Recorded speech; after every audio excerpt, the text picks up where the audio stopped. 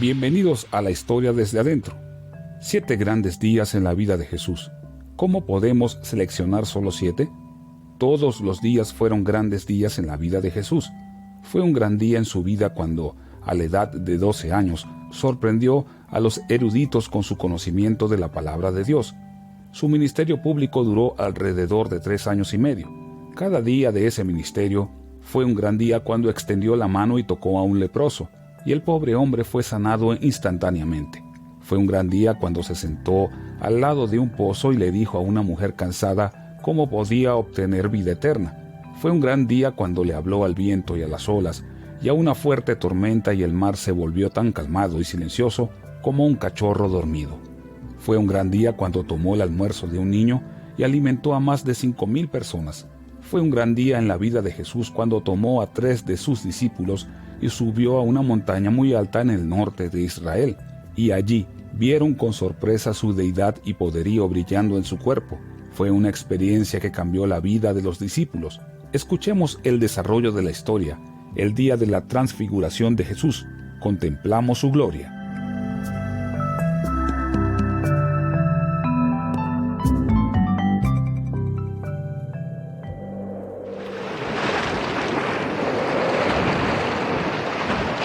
Pedro, ¿alguna vez piensas en lo extraordinariamente bendecido que somos?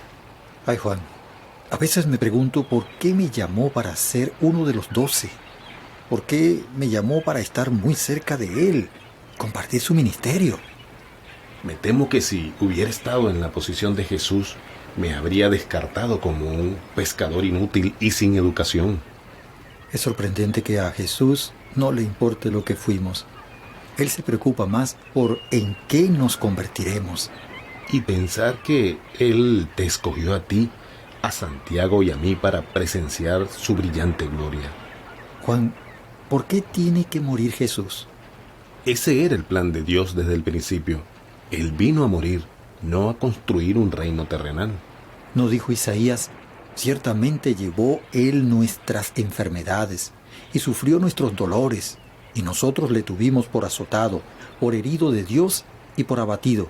Mas Él herido fue por nuestras rebeliones, molido por nuestros pecados. El castigo de nuestra paz fue sobre Él, y por su llaga fuimos nosotros curados. Sí. ¿Cómo pudimos haber sido tan tontos para no entender el significado de esas palabras? ¡Ah! Allí están. Lamento haber interrumpido su profunda conversación. Hablábamos sobre lo honrados que nos sentimos de haber sido elegidos por Jesús como parte de los 12. Honrados de que nos haya elegido para trabajar con Él en su ministerio. En mi opinión, Él no se mueve lo suficientemente rápido. Si Él es el verdadero Mesías, ¿por qué tarda tanto para restablecer el reino de Israel? Jesús actuará en el tiempo de Dios. No vine para hablar de eso.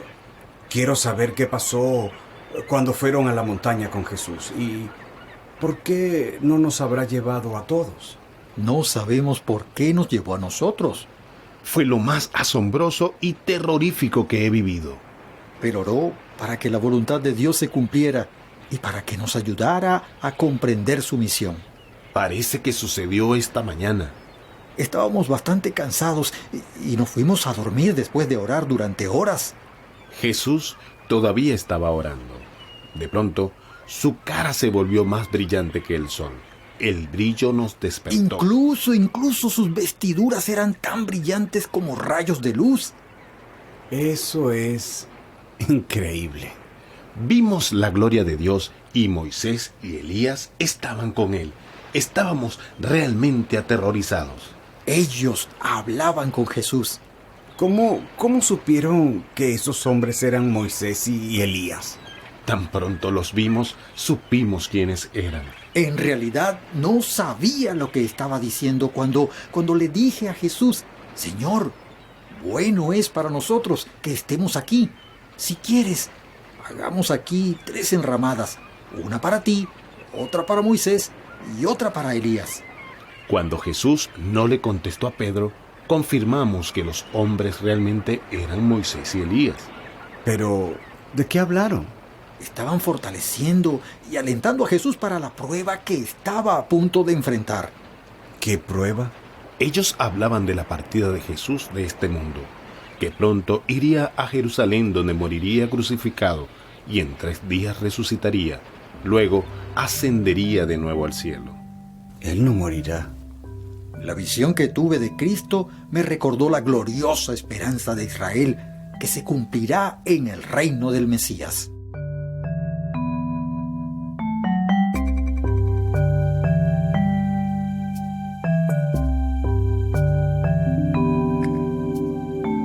Gracias por sintonizarnos en la historia desde adentro.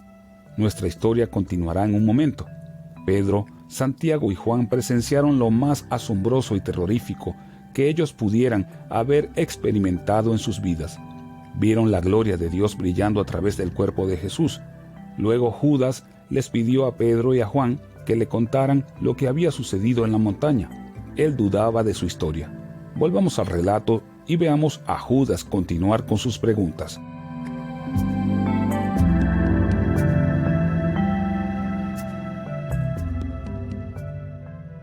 Cuénteme el resto de la historia. Judas. Una nube muy brillante apareció y nos envolvió por completo a todos.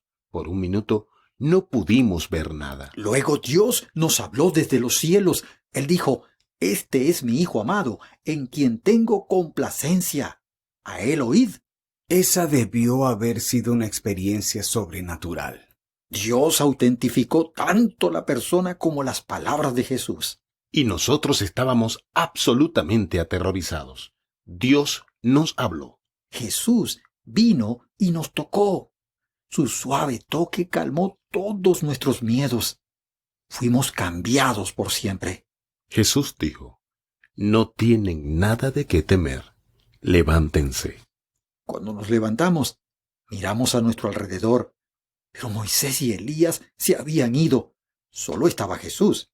Luego Jesús nos ordenó que no dijésemos nada de lo que presenciamos hasta después de él haber muerto y resucitado de la muerte. ¿Por qué no querían que les dijera a los otros lo que vieron? Al decirlo, atraeríamos a los demás hacia nosotros. Debemos mostrarle a Jesús, no a nosotros mismos. Por eso, no le digas a nadie lo que te hemos contado. No se preocupen. De todas formas, ¿quién me creería?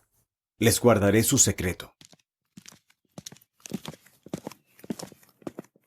Creo que Judas no creyó todo lo que le dijimos que habíamos visto y escuchado. Pero no le contamos todo a Judas. Continuemos nuestra conversación. Cuando Dios nos dijo que siguiéramos escuchando a su Hijo Jesús, me sentí condenado, porque no siempre he escuchado a Jesús realmente. Sabía que debía dejar de pensar en cómo responderle a Jesús y escuchar realmente a lo que estaba diciendo. Sé que si realmente lo hubiera escuchado, hubiera comprendido más de lo que trataba de enseñarnos. Es probable que por eso es que nos lleva tanto tiempo entenderlo. Cuando bajábamos de la montaña, tú le preguntaste a Jesús: ¿por qué los maestros de la ley creen que Elías debe venir antes de que venga el Mesías? Jesús contestó: a la verdad, Elías viene primero y restaurará todas las cosas. Mas os digo que Elías ya vino y no le conocieron, sino que hicieron con él todo lo que quisieron. Me sentí confundido. Yo no había reconocido a Elías cuando vino. ¿Cuándo vino? Sí, pero lo que dijo Jesús después me causó un profundo dolor. ¿Hablas de cuando dijo: «Así también el Hijo del Hombre padecerá de ellos»? Sí, y cuando él dijo eso, me di cuenta de que Jesús estaba hablando de Juan el Bautista, no de Elías. Ahora me doy cuenta de que no habíamos comprendido quién era Juan ni lo importante que era. Tienes razón. ¿Cómo pudimos pasar por alto esa verdad? Juan el Bautista vino a preparar el camino para el Mesías. Él era Elías. Juan el Bautista sufrió una muerte horrible. Me entristece pensar que Jesús sufrirá así también. No puedo imaginar que nadie torture a Jesús.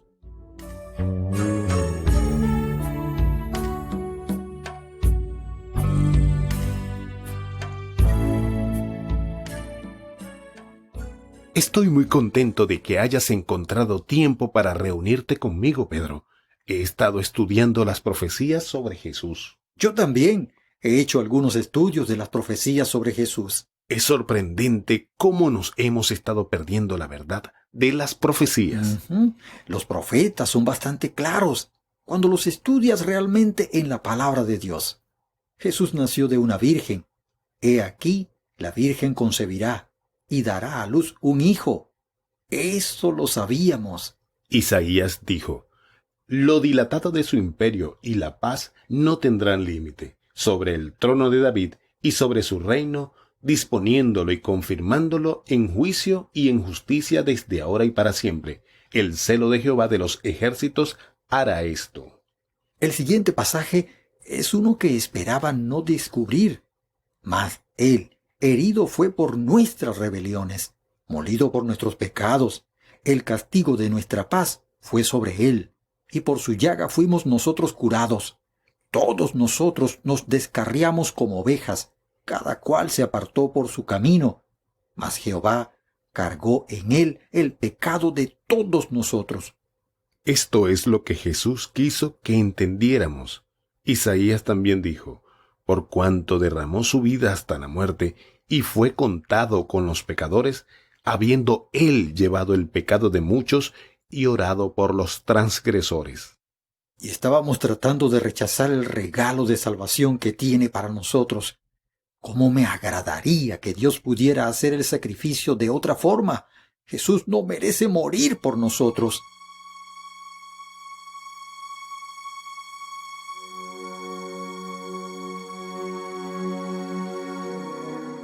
Muy alto en la montaña, lejos de las multitudes, Jesús mostró su gloria a 3 de sus discípulos. Su cara brilló como el sol, y sus vestiduras se volvieron blancas y deslumbrantes cuando la gloria de Dios brillaba a través de él. Los discípulos estaban sorprendidos por lo que habían presenciado. Pronto se darían cuenta de que Jesús les estaba revelando el plan de Dios para su vida: morir por los pecados de todo el mundo. Y Dios tiene un plan para ti también. Su plan para ti es confiar en Jesús y vivir por él cada día. Ahora llegamos al momento de responder a Dios. Dios ha hecho un camino para que nuestros pecados puedan ser perdonados. Ese camino es a través de su Hijo Jesucristo. Dios envió a Jesús del cielo a la tierra para ser nuestro Salvador. El apóstol Pablo declaró: Cristo Jesús vino al mundo para salvar a los pecadores. 1 Timoteo 1:15. Jesús nació de la Virgen María. Él creció y vivió una vida perfecta sin pecado. La palabra de Dios dice: porque hay un solo Dios y un solo mediador entre Dios y los hombres, Jesucristo hombre. 1 Timoteo 2:5. Es a través de Jesús que podemos obtener el perdón de nuestros pecados. Haré una breve oración para Dios desde lo más profundo de mi corazón. Escúchala y después de orar te guiaré para que hagas la misma oración. Querido Dios, gracias por enviar a Jesús para ser mi Salvador. Quiero saber cómo pueden ser perdonados mis pecados. Amén. Ahora repite la oración en voz alta después de mí. Oraremos una porción a la vez. Haz la oración tuya para Dios. Hazla con todo tu corazón. Querido Dios, gracias por enviar a Jesús para ser mi Salvador. Quiero saber cómo pueden ser perdonados mis pecados. Amén. Gracias por hacer esta oración. En el próximo programa aprenderemos más sobre cómo pueden ser perdonados nuestros pecados. El próximo episodio será un drama sobre Jesús muriendo en la cruz.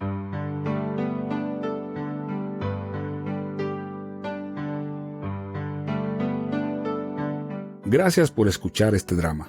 Ahora responderemos a algunas preguntas que algunos se están haciendo sobre lo que acaban de escuchar. No entiendo qué es lo llamado transfiguración. Exactamente, ¿qué significa transfiguración? ¿Qué significa que Jesús fue transfigurado? Básicamente la palabra transfiguración significa un cambio de forma o apariencia. Muy alto, en una montaña, Jesús fue transfigurado ante sus discípulos. Su forma y apariencia fueron cambiadas. La palabra de Dios dice: resplandeció su rostro como el sol y sus vestidos se hicieron blancos como la luz. Mateo 17:2. ¿Por qué Jesús fue transfigurado? Poco después de esa experiencia, Jesús iría a Jerusalén a morir en la cruz. Aunque sufriría terriblemente y moriría, ese no sería el fin. Habría una gloriosa resurrección. La transfiguración ayudaría a los discípulos a saber que el sufrimiento y la muerte no serían su fin, sino que Él era el Hijo de Dios en majestad y gloria. Al pensar los discípulos en su inminente muerte, necesitaban tener la seguridad de su suprema gloria y majestad. La transfiguración les dio esa seguridad. No creo que Moisés y Elías se le hayan aparecido realmente a Jesús. ¿Dónde habían estado? Sí, estos dos hombres de los días del Antiguo Testamento se le aparecieron realmente a Jesús en una montaña alta. Ellos habían estado vivos en el cielo durante muchos años. ¿Por qué Moisés y Elías vinieron a reunirse con Jesús? Se acercaba el tiempo en que Jesús se ofrecería como ofrenda por los pecados del mundo. Él iría pronto a Jerusalén a morir en una cruz por nuestros pecados. Dios envió a Moisés y a Elías para que hablaran con él sobre lo que estaba a punto de suceder, sobre su muerte en la cruz.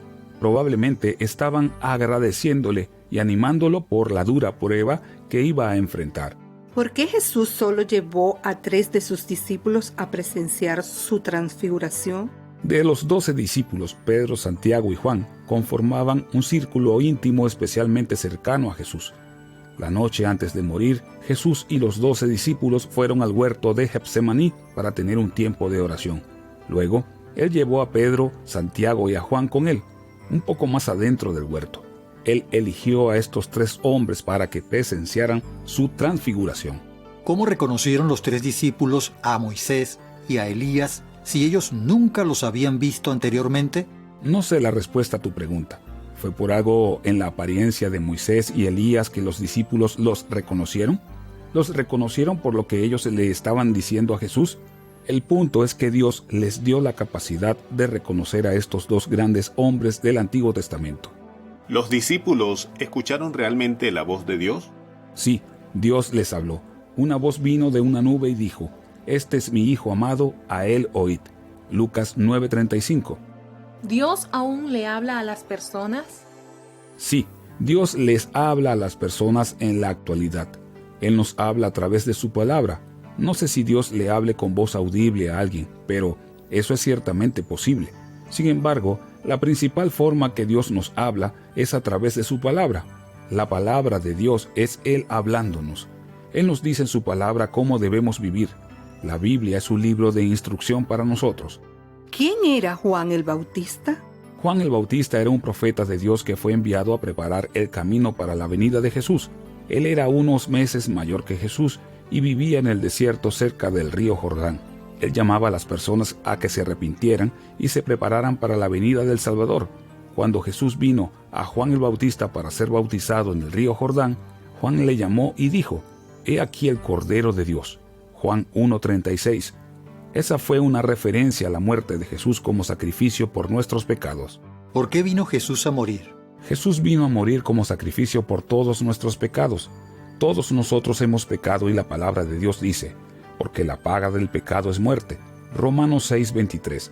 Merecemos morir por causa de nuestros pecados, pero Jesús vino y murió en nuestro lugar. Hablando de Jesús, la palabra de Dios dice: «Mas Jehová cargó en él el pecado de todos nosotros». Isaías 53:6. Jesús no cometió ningún pecado, pero tomó sobre sí mismo todos nuestros pecados y murió en nuestro lugar. Alguien ha dicho: «Teníamos una deuda que no podíamos pagar». Él pagó una deuda que no tenía. ¿Jesús vino a la tierra para morir por todas las personas o solo por algunas? Jesús vino a morir por todas las personas. Nadie queda excluido. La palabra de Dios dice: «Y Él es la propiciación por nuestros pecados, y no solamente por los nuestros, sino también por los de todo el mundo». Primera de Juan 2:2. Y también la palabra de Dios dice: «Porque todo aquel que invocare el nombre del Señor será salvo». Romanos 10:13. Jesús murió por ti, Él tomó tu lugar. Si confías en Él, pones tu fe en Él, todos tus pecados pueden ser perdonados y podrás recibir vida eterna. Nunca he orado y no sé cómo hacerlo.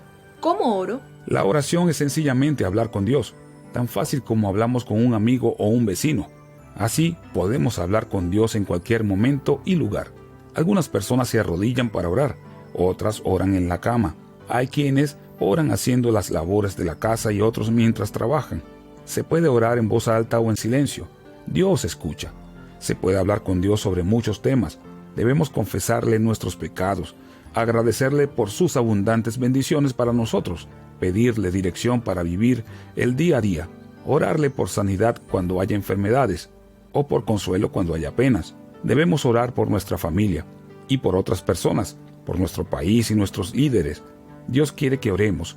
Él está esperando escuchar algo de nosotros. ¿Por qué el gobernante romano le ordenó al pueblo regresar a su casa ancestral a registrarse para el impuesto? No se nos dice por qué se estableció ese requisito. Desde una perspectiva humana, es probable que le proporcionara a los romanos una forma de llevarle seguimiento a las personas. Sin embargo, desde una perspectiva divina, Dios había establecido que el Mesías naciera en Belén.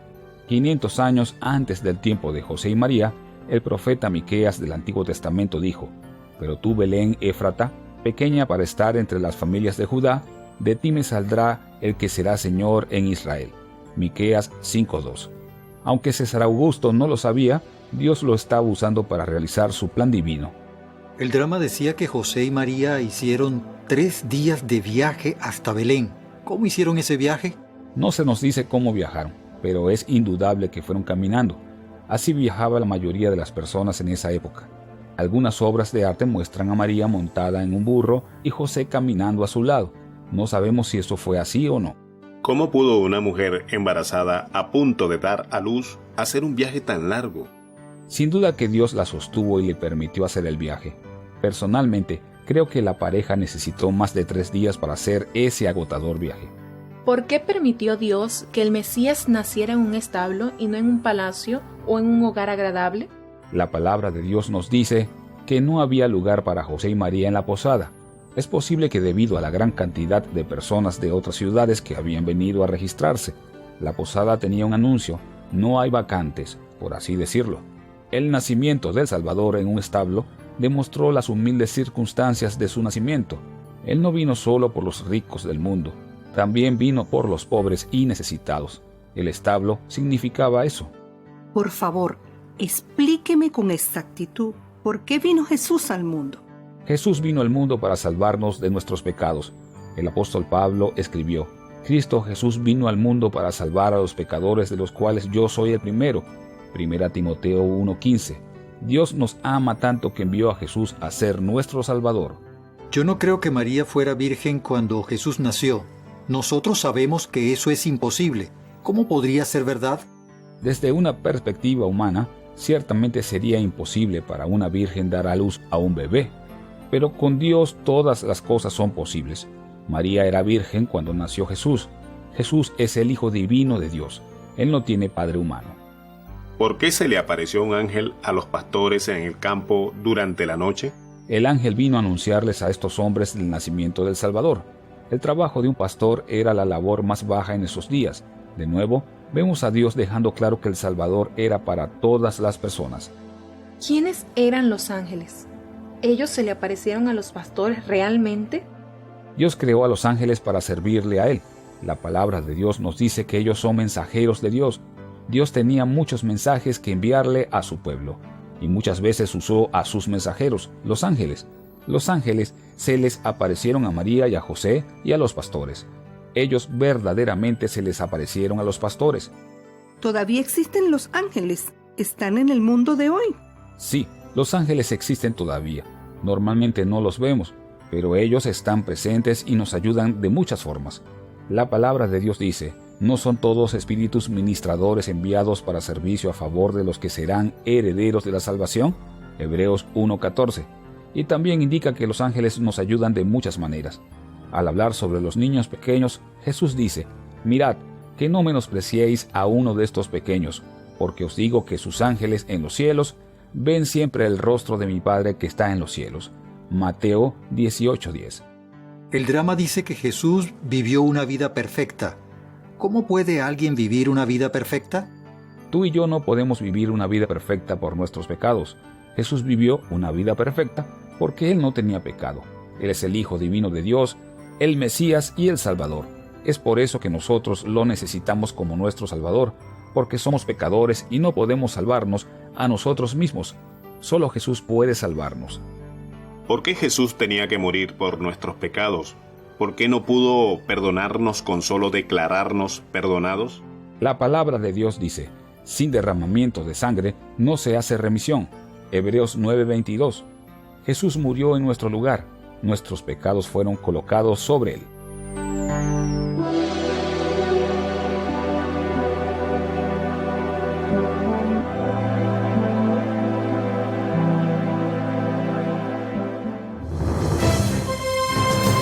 Si desea más información de cómo aceptar a Jesús como su Salvador personal, o si desea aprender cómo aplicar las enseñanzas bíblicas en su vida cotidiana, comuníquese con nosotros a Cristo para el Mundo, P.O. Box 2805, Miami, Florida 33265, Estados Unidos de América. Repito, P.O. Box 2805, Miami, Florida 33265, Estados Unidos de América. También puede llamar al teléfono 1919-460-3797. Repito, 1919-460-3797. O puede enviarnos un correo electrónico a cristoparaelmundo@transmundial.org. cristoparaelmundo@transmundial.org.